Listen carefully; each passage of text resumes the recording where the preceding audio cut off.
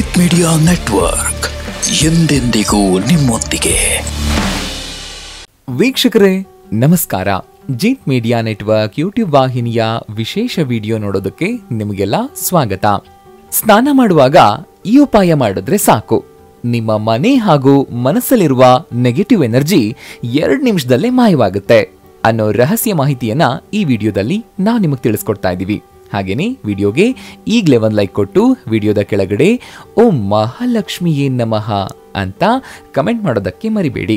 ಹಾಗೇನೆ ವಿಡಿಯೋದ ಕೆಳಗಡೆ ಇರುವಂತಹ ಜಾಯಿನ್ ಬಟನ್ ಒತ್ತಿ, ಆಗ ನೀವು ಜೀತ್ ಮೀಡಿಯಾ ಚಾನೆಲ್ ಮೆಂಬರ್ ಆಗ್ತೀರಾ. ಅಂದ್ರೆ ನೀವು ಮೆಂಬರ್ಗಳಿಗಿರುವಂತಹ ವಿಶೇಷ ವಿಡಿಯೋ ಹಾಗೂ ಲೈವ್ ನೋಡಬಹುದು. ಸ್ಮಶಾನಕ್ಕೆ ಹೋಗಿ ಮನೆಯೊಳಗಡೆ ಬರೋ ಮುನ್ನ ಸ್ನಾನ ಮಾಡಿಯೇ ಒಳಗಡೆ ಬಾ ಅಂತ ಹಿರಿಯರು ಹೇಳೋ ಮಾತು ನೆನಪಿದೆ ಅಲ್ವಾ? ಹಾಗೇನೆ ಯಾವುದೇ ಶುಭ ಕಾರ್ಯ ಮಾಡೋದಿದ್ರೂ ಮೊದಲು ಸ್ನಾನ ಮಾಡಿದ್ಯಾ ಅಂತಾನೆ ಎಲ್ಲ ಕೇಳೋದು.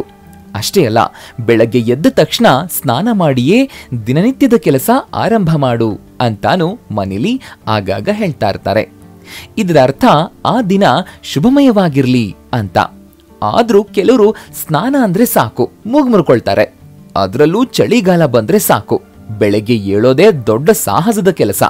ಇನ್ನು ಹಾಸಿಗೆಯಿಂದ ಎದ್ದು ಸ್ನಾನ ಮಾಡೋದು ಅಂತಂದ್ರೆ ಅರ್ಧ ಜೀವ ಹೋಗಿ ಬಂದ ಹಾಗಿರುತ್ತೆ. ಅದಕ್ಕೆ ಕೆಲವರು 3 ಅಥವಾ 4 ದಿನಕ್ಕೊಮ್ಮೆ ಸ್ನಾನ ಮಾಡೋದು ಉಂಟು. ನೀವು ಕೂಡ ಇದೇ ರೀತಿಯ ಅಭ್ಯಾಸವನ್ನ ರೂಢಿ ಮಾಡ್ಕೊಂಡಿದ್ದೀರಾ? ಹಾಗಾದ್ರೆ ಮೊದಲು ನಿಲ್ಸಿ, ಪ್ರತಿನಿತ್ಯ ಸ್ನಾನ ಮಾಡೋ ಅಭ್ಯಾಸವನ್ನ ಇಟ್ಕೊಳ್ಳಿ. ಹೀಗೆ ಮಾಡೋದ್ರಿಂದ ನಿಮ್ಮ ಜೀವನದಲ್ಲಿರುವ ಬಹುತೇಕ ಕಷ್ಟಗಳಿಂದ ನೀವು ಮುಕ್ತಿ ಪಡಿತೀರಿ. ಅದರಲ್ಲೂ ನಿಮಗೆ ದುಡ್ಡಿನ ಸಮಸ್ಯೆ ಇದ್ರೆ, ನೀವು ಮಾಡೋದಕ್ಕೆ ಹೊರಟಿರುವಂತಹ ಕೆಲಸದಲ್ಲಿ ಯಶಸ್ಸು ಸಿಗದೇ ಇದ್ದಲ್ಲಿ, ಜೊತೆಗೆ ಆರೋಗ್ಯದ ಸಮಸ್ಯೆ ಇದ್ರೂ ಅದು ದೂರ ಆಗ್ತಾ ಹೋಗುತ್ತೆ.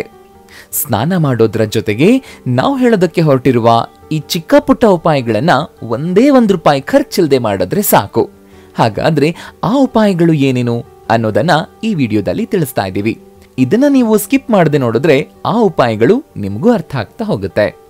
ಹಿಂದೂ ಧರ್ಮದಲ್ಲಿ ಸ್ನಾನಕ್ಕೆ ತುಂಬಾನೇ ಮಹತ್ವವನ್ನ ಕೊಡಲಾಗಿದೆ. ಅಮಾವಾಸ್ಯೆ, ಹುಣ್ಣಿಮೆ, ಸಂಕ್ರಾಂತಿಯ ದಿನದಂದು ಪುಣ್ಯಕ್ಷೇತ್ರಗಳಲ್ಲಿ ಸ್ನಾನ ಮಾಡಿ ದೇವತೆಗಳಿಗೆ ಅಭಿಷೇಕ ಮಾಡಿದ್ರೆ ಇಷ್ಟಾರ್ಥಗಳು ಈಡೇರುತ್ತವೆ, ಪಾಪಗಳು ನಾಶವಾಗುತ್ತವೆ ಅನ್ನೋ ನಂಬಿಕೆ ಇದೆ. ಅದೇ ರೀತಿ ಪ್ರತಿನಿತ್ಯವೂ ಸ್ನಾನ ಮಾಡಿಯೇ ದಿನನಿತ್ಯದ ಕಾರ್ಯವನ್ನ ಆರಂಭಿಸಬೇಕು ಅಂತ ಹೇಳೋದುಂಟು. ಹಾಗಂತ ನಿಮಗೆ ಬಿಡು ಸಿಕ್ಕ ಸಮಯದಲ್ಲಿ ಸ್ನಾನ ಮಾಡೋದಲ್ಲ, ಅದಕ್ಕೂ ನಿರ್ದಿಷ್ಟವಾದ ಸಮಯ ಇದೆ. ಶಾಸ್ತ್ರಗಳ ಪ್ರಕಾರ ಪ್ರತಿಯೊಬ್ಬ ವ್ಯಕ್ತಿಯು ಬ್ರಹ್ಮ ಮುಹೂರ್ತದಲ್ಲಿ ಸ್ನಾನ ಮಾಡಬೇಕು. ಸ್ನಾನ ಮಾಡೋದಕ್ಕೆ ಇದು ಅತ್ಯುತ್ತಮ ಸಮಯ ಅಂತ ಪರಿಗಣಿಸಲಾಗುತ್ತೆ. ಬ್ರಹ್ಮ ಮುಹೂರ್ತ ಅಂದ್ರೆ ಬೆಳಗ್ಗೆ 3:30ರಿಂದ 5:30 ಸಮಯ. ಅದು ಸಾಧ್ಯವಾಗದೇ ಇದ್ರೆ ಶಿವ ಮುಹೂರ್ತದಲ್ಲಿ ಸ್ನಾನ ಮಾಡಬಹುದು. ಅಂದ್ರೆ ಬೆಳಗ್ಗೆ 6 ಗಂಟೆಯಿಂದ 8 ಗಂಟೆಯೊಳಗಡೆ ಸ್ನಾನ ಮಾಡಬಹುದು. ಅದು ಸಾಧ್ಯವಾಗದೇ ಇದ್ದಲ್ಲಿ ಹರಿಮುಹೂರ್ತವು ಅಂದ್ರೆ ಬೆಳಗ್ಗೆ 8 ಗಂಟೆಯಿಂದ 10 ಗಂಟೆಯೊಳಗಡೆ ಮಾಡಬಹುದು. ಆದ್ರೂ ಕೆಲವರು ಮಧ್ಯಾಹ್ನ, ಸಂಜೆ ಯಾವಾಗ ಬೇಕು ಆಗ ಸ್ನಾನ ಮಾಡ್ತಾರೆ. ಅದಕ್ಕೆ ರಾಕ್ಷಸ ಸ್ನಾನ ಅಂತ ಹೇಳಲಾಗುತ್ತೆ. ಈ ಸಮಯದಲ್ಲಿ ಸ್ನಾನ ಮಾಡಿದ್ರೆ ಜೀವನದಲ್ಲಿ ನಾನಾ ಕಷ್ಟಗಳನ್ನ ಎದುರಿಸಬೇಕಾಗುತ್ತೆ. ಜೊತೆಗೆ ಆರೋಗ್ಯ ಸಮಸ್ಯೆಗಳು ಕೂಡ ಕಾಡಬಹುದು.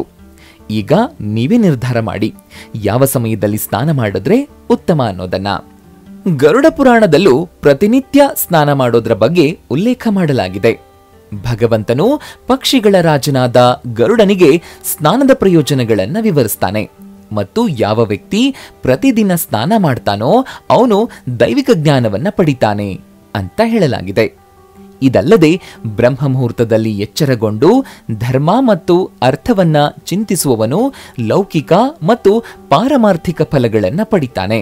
ಸ್ನಾನಕ್ಕೆ ಯಾವಾಗ್ಲೂ ಶುದ್ಧ ನೀರನ್ನ ಮಾತ್ರ ಬಳಸಬೇಕು ಮತ್ತು ಯಾವಾಗ್ಲೂ ಬೆಳಗ್ಗೆ ಮಾತ್ರ ಸ್ನಾನ ಮಾಡಬೇಕು ಅಂತ ಪುರಾಣಗಳಲ್ಲಿ ಹೇಳಲಾಗಿದೆ. ಇಂತಹ ಸ್ನಾನದಿಂದ ಪಾಪಗಳು ನಾಶವಾಗುತ್ತವೆ ಅಂತ ಉಲ್ಲೇಖ ಮಾಡಲಾಗಿದೆ. ಇನ್ನು ವೀಕ್ಷಕರೇ, ನಾವು ಈ ವಿಡಿಯೋ ಆರಂಭದಲ್ಲೇ ಒಂದು ಮಾತನ್ನ ಹೇಳಿದ್ವಿ. ಪ್ರತಿನಿತ್ಯ ಯಾವುದೇ ಶುಭ ಕಾರ್ಯ ಆಗ್ಲಿ, ಧಾರ್ಮಿಕ ಕೆಲಸ ಮಾಡೋದಾಗ್ಲಿ ಸ್ನಾನ ಮಾಡಿಯೇ ಮಾಡಬೇಕು ಅಂತ. ಅದಕ್ಕೆ ಕಾರಣ ಏನ್ ಗೊತ್ತಾ? ರಾತ್ರಿ ಮಲಗುವಾಗ ವ್ಯಕ್ತಿಯ ಬಾಯಿಂದ ಲಾಲಾರಸ ಇತ್ಯಾದಿಗಳು ಬೀಳುತ್ತವೆ. ಇದರಿಂದಾಗಿ ಅವನು ಅಶುದ್ಧನಾಗ್ತಾನೆ. ಆದ್ದರಿಂದ ನಿತ್ಯದ ಆಚರಣೆಗಳಿಂದ ನಿವೃತ್ತನಾದ ನಂತರ ಬೆಳಗ್ಗೆ ಬೇಗ ಎದ್ದು ಸ್ನಾನ ಮಾಡಿ ಆ ನಂತರವೇ ಧಾರ್ಮಿಕ ಕಾರ್ಯಗಳನ್ನ ಆರಂಭಿಸಬೇಕು ಅಂತ ಹೇಳಲಾಗುತ್ತೆ. ಹೀಗೆ ಮಾಡದೇ ಇದ್ರೆ ನೀವು ಯಾವುದೇ ಫಲಿತಾಂಶಗಳನ್ನ ಪಡೆಯೋದಿಲ್ಲ. ಬದಲಾಗಿ ನೀವು ಪಾಪದ ಪೀಡಿತರಾಗ್ತೀರಿ. ಅಂಥ ವ್ಯಕ್ತಿಯನ್ನ ಗರುಡ ಪುರಾಣದ ಪ್ರಕಾರ ಪಾಪಿ ಅಂತ ಪರಿಗಣಿಸಲಾಗುತ್ತೆ. ಅಂತಹ ಜನರು ತಮ್ಮ ಜೀವನದುದ್ದಕ್ಕೂ ತೊಂದರೆಗಳಿಂದ ಸುತ್ತುವರೆದಿರ್ತಾರೆ. ಇದೇ ಗರುಡ ಪುರಾಣದಲ್ಲಿ ಹೇಳಿರೋ ಪ್ರಕಾರ ಪ್ರತಿದಿನ ಬೆಳಗ್ಗೆ ಸ್ನಾನ ಮಾಡದೇ ಇದ್ರೆ ತಿಳಿದೋ ಅಥವಾ ತಿಳಿಯದೆಯೋ ಅವರ ಕಡೆಗೆ ನಕಾರಾತ್ಮಕ ಶಕ್ತಿಗಳು ಆಕರ್ಷಿಸತ್ವೆ. ಯಾಕೆಂತಂದ್ರೆ ಅಶುದ್ಧತೆ ಇವರಲ್ಲಿ ನಕಾರಾತ್ಮಕತೆ ನೆಲೆಸಿರುತ್ತೆ. ಹಾಗೇನೆ ಅಲಕ್ಷ್ಮಿಯು ನಿಮ್ಮನ್ನ ಹುಡುಕೊಂಡು ಬಂದು ನಿಮ್ಮ ಜೊತೆನೆ ನೆಲೆಸ್ತಾಳೆ. ಅಲಕ್ಷ್ಮಿ ಅಂದ್ರೆ ಮಹಾಲಕ್ಷ್ಮಿಯ ಸಹೋದರಿ. ಆದ್ರೆ ಆಕೆ ಬಡತನದ ಸಹೋದರಿ. ಈಕೆ ನಿಮ್ಮಿಂದ ಎಷ್ಟು ದೂರ ಇರ್ತಾಳೋ ಅಷ್ಟು ಮನೆಯಲ್ಲಿ ಸುಖ, ಶಾಂತಿ, ನೆಮ್ಮದಿ ಮನೆಯಲ್ಲಿ ನೆಲೆಸುತ್ತೆ. ಈಗ ನೀವೇ ನಿರ್ಧಾರ ಮಾಡಿ, ಪ್ರತಿನಿತ್ಯ ಸ್ನಾನ ಮಾಡಬೇಕೋ ಬೇಡವೋ ಅನ್ನೋದನ್ನ. ಪ್ರತಿನಿತ್ಯ ಸ್ನಾನ ಮಾಡುವಾಗ ಮೊದಲಿಗೆ ಬಕೆಟ್ ನೀರಿನ ಮೇಲೆ ಬೆರಳಿನಿಂದ ತ್ರಿಕೋನಾಕಾರವನ್ನ ಬಿಡಿಸ್ಕೊಳ್ಳಿ. ಈಗ ಅದೇ ತ್ರಿಕೋನಾಕಾರದ ಒಳಗೆ ಹ್ರೀಂ ಅಂತ ಬರೆದು ದೇವರ ಬಳಿ ಪ್ರಾರ್ಥನೆ ಮಾಡಿ. ಬಕೆಟ್ ನೀರನ್ನ ತಲೆಯ ಮೇಲೆ ಸುರ್ಕೊಂಡು ಆ ನಂತರ ದೇಹದ ಬೇರೆ ಬೇರೆ ಭಾಗದ ಮೇಲೆ ಹಾಕ್ಕೊಳ್ಬೇಕು. ಹೀಗೆ ಮಾಡೋದ್ರಿಂದ ದೇಹದೊಳಗೆ ಸೇರ್ಕೊಂಡಿರುವಂತಹ ಉಷ್ಣಾಂಶ ಪಾದದ ಮೂಲಕ ಇಳಿದು ಹೋಗುತ್ತೆ ಅಂತ ಹೇಳಲಾಗಿದೆ. ಹಾಗೇನೆ ಈ ಒಂದು ಮಂತ್ರವನ್ನ ಪಠಣೆ ಮಾಡಿ.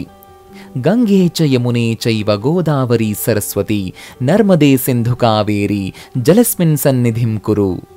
ಇದನ್ನ ಹೇಳಿ ಸ್ನಾನ ಮಾಡೋದ್ರಿಂದ ನದಿಗಳಲ್ಲಿ ಸ್ನಾನ ಮಾಡಿ ಸಿಕ್ಕಷ್ಟು ಪುಣ್ಯ ಮನೆಯಲ್ಲಿ ಬಕೆಟ್ ನೀರಿನಿಂದ ಸ್ನಾನ ಮಾಡಿದ್ರೂ ಅಷ್ಟೇ ಪುಣ್ಯ ಸಿಗುತ್ತೆ. ಪ್ರತಿನಿತ್ಯ ಸ್ನಾನ ಮಾಡೋದ್ರಿಂದ ಕುಂಡಲಿಯಲ್ಲಿರುವ ನವಗ್ರಹಗಳು ಶಾಂತವಾಗಿರುತ್ತೆ. ಅದರಲ್ಲೂ ನೀವು ನದಿಯ ನೀರಲ್ಲಿ ಮುಳುಗೇಳುವಾಗ ಓಂ ಅಂತ ಇಲ್ಲ ಸ್ವಸ್ತಿಕ್ ಚಿತ್ರವನ್ನ ಬಿಡಿಸಿ ದೇವರ ಬಳಿ ಪ್ರಾರ್ಥನೆ ಮಾಡ್ಕೊಳ್ಳಿ. ನಿಮ್ಮ ಕಷ್ಟಗಳನ್ನ ದೇವರ ಬಳಿಗೆ ಶ್ರದ್ಧೆಯಿಂದ ಹೇಳ್ಕೊಂಡು 3 ಬಾರಿ ಮುಳುಗೆದ್ರೆ ಸಾಕು. ಇದು ನಿಮ್ಮ ರಾಶಿಯಲ್ಲಿರುವ ನವಗ್ರಹಗಳು ಶಾಂತವಾಗಿರೋದಲ್ಲದೆ ಜೀವನದಲ್ಲಿ ಹಾಗೂ ನಿಮ್ಮ ಮನೆಯಲ್ಲಿರುವ ಋಣಾತ್ಮಕ ಶಕ್ತಿಯು ಕೂಡ ದೂರ ಹೋಗ್ಬಿಡುತ್ತೆ.